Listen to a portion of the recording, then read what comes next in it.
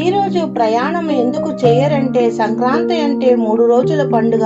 దీంతో ప్రతి లోగిల్లి బంధువులతో కలకలలాడుతూ కనుల పండుగ ఉంటుంది. అందువల్లే ఈ 3వ రోజు ఎవరిళ్లకు వాళ్ళు ప్రయాణం కావడం వల్ల చాలా ఆనందాన్ని మిస్ అవుతారనే ఉద్దేశంతో బహుశా కనుమ రోజు ప్రయాణం చేయవద్దని చెప్తుంటారు పెద్దలు. ఈ కారణం చేతనే కనుమ రోజు కాకి కూడా కదలదు అనే సామెత వచ్చి ఉండవచ్చు. మరికొందరైతే ఇలా పెద్దలు చెప్తుంటారు, దాని వెనుక ఏదో అంతరార్థం ఉంటుందని ప్రగాఢంగా విశ్వసిస్తారు. అదీగాక ఈ కనుమ రోజు ఎక్కడికైనా ప్రయాణం చేస్తే వెళ్ళిన పని పూర్తి కాదని, ఆటంకాలు తప్పవని నమ్మకం కూడా ప్రబలంగా ఉంది. అందువల్లనే చాలా మంది కనుమ రోజున ప్రయాణాలు ఎట్టి పరిస్థితుల్లోనూ చేయరు.